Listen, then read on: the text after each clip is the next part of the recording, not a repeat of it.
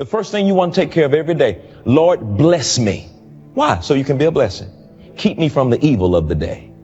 Keep me from the evil of the day. Every day you wake up, you don't know what evil has been designed to try to take you down and to trouble you. So go ahead of it and say, keep me from the evil of the day. Choose fellowship with God daily. Choose fellowship with God daily.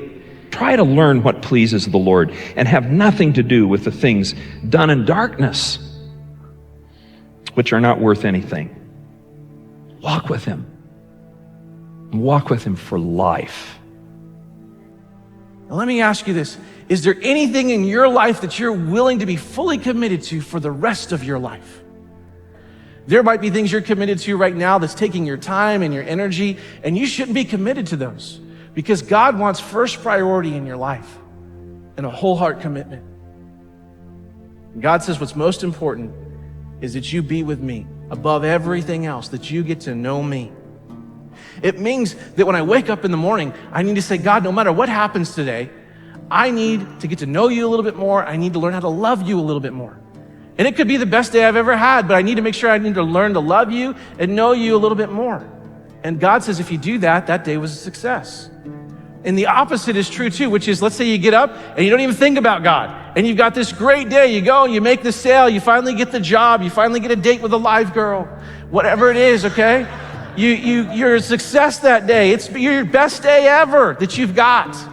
And you forget about God. God says that day was a waste. It was a failure because you forgot me. What's most important is that you get to know the Lord and get to know Him. And it's a mistake that you and I make all the time in our lives where we don't think about inviting God into our daily experiences. And we think, God, I've got this. I got my dating. Don't worry about my dating. I've got it, God. I know what I'm doing. Oh, God, don't worry about my work. Oh, I'm good. I'm good, God. I've got my work. Don't worry about my dreams, God. Oh, don't touch my dreams. Don't worry about them. I've got them. And we totally rule out God.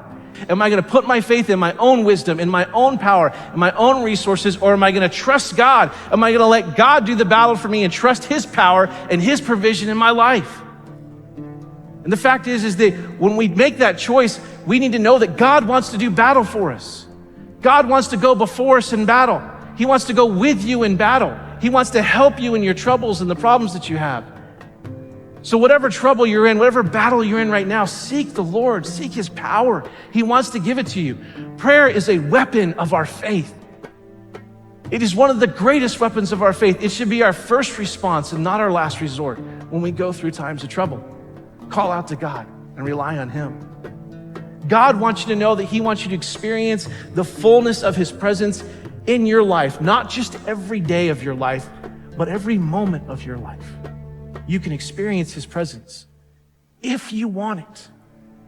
You can tap into it, and that's the promise He gives us. He promises His presence in our lives when we seek after Him. You may go through deep waters. You will go through deep waters in your life, but you will not drown. You will go through storms in life, and God will get you through those storms. And when you go to battle, you need to know that God wants to be there with you and protect you, and you will not be destroyed. One of the greatest truths of the Bible is if God is for us, who can be against us? Here's Jesus' invitation to you. Here's what He says in Matthew 11. Jesus said, come to me. That's the seeking part. Come to me, all you who are weary and carry heavy burdens, all the things that are weighing you down. And here's His promise, and I will give you rest. Let me teach you because I am humble and gentle at heart, and you will find the rest for your souls. And so what I can tell you with great honesty and sincerity is that if you're in the desert and you're in the battle and you've been in there for a long time and you're gonna be in it, God's presence will be with you and He will protect you and He will give you the rest. And I have found if I have that, that is all I need. I don't have to have the answers. I don't have to understand. But if I got God and I feel Him and I know Him and He's there, then I am good. How do we need to make sure that we don't miss out on God's blessing when we're seeking Him? Well, there's a familiar verse that gives us great direction. It's Proverbs 3, 5, and 6. It says this, trust in the Lord with all your heart and lean not on your own understanding. And in all your ways acknowledge Him, and He will direct your paths. This word trust means to trust him not just in the convenient ways, not just in the easy ways, not even just in the spiritual ways, but trust him in all of the ways that we have in our lives, in the big and the small. Trust him on the roads of life that you've been on before, and trust him on the roads you've never been on, and those paths you've never taken, and those safari crazy roads where there is no path, that you're out there in the middle of the wilderness on your own. Trust him. And this word acknowledge in here, this word acknowledge means a deep, intimate, penetrating relationship where you know a person in the deepest and fullest sense. That's the kind of relationship God wants to have with you and with me. So our life goal needs to be this, that we need to seek God in every area of our life when we don't know what to do. And we need to seek God when we do know what to do. We need to seek him in the big things, in the small things. We need to invite him into the conversations. We need to invite him into daily life, because yesterday's victories don't determine today's successes. And even when you think you know how to answer the problem that you're in, you still need to go to God. You still need to trust him, because the greatest faith of yesterday will not give us the confidence of today unless we stay connected to God, because he wants to bless our lives. God wants to have his best for your life. He wants to have his hand on your life. He wants to give you the protection and his presence and rest and hope and all the things that he wants to do for you. He wants that. 2 Chronicles 16:9 says, the eyes of the Lord search the whole earth. They search the whole earth in order to strengthen those whose hearts that are fully committed to him. This verse says that God is searching, he's looking, he's seeking the entire earth for somebody, for a people, for a person, for a church that's willing to be fully committed to him so that he can bless them and have his hand on them and give you and give me his best. He is seeking after you. God wants us to seek him, but he is seeking us. He is seeking us because he loves us, and he wants to give you his best. We need to do our responsibility and then cast our care. You do what you can do about the things in your life that you can do something about, and then when you cannot do anything about it, you cast it on God and you trust him, and it's perfectly okay for you to enjoy your life while you have a problem.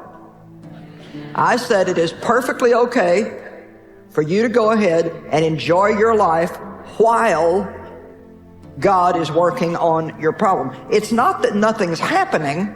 It's just that you're not the one that's making something happen. So whatever you have going on in your life tonight, don't waste one more day in excessive sadness and grief and depression and discouragement because you can't do anything about it.